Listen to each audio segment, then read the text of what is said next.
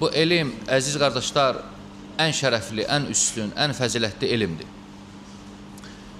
Və alimlər deyirlər ki,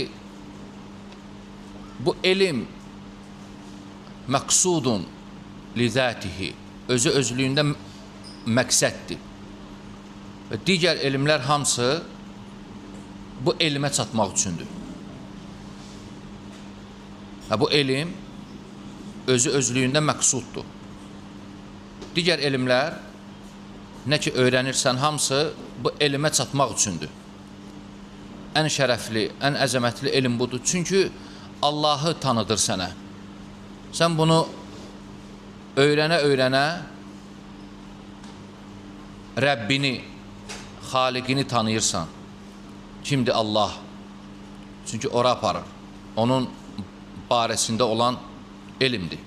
Və necə bilirsiniz, elm o vaxt əzəmətli, o vaxt şərəfli, o vaxt fəzilətli olur ki, öyrənilən əzəmətli olsun, şərəfli olsun, üstün olsun.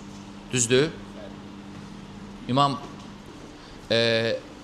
İbn-i Əbil-Eys rahiməhullah Tahaviyyən şərhində deyir ki, şərəful ilm bi şərəfil ma'lum. Elmin şərəfli olması, öyrənilən şeyin şərəfli olması ilə bilinir.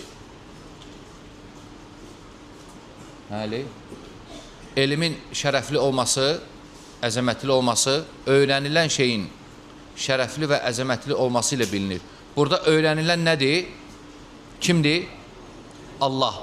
Allahdan üstün, əzəmətli, böyük yoxdur deyə, heç nə yoxdur deyə, onun barəsində olan elmdə ən üstün, ən böyük, ən əzəmətli olan elmdir.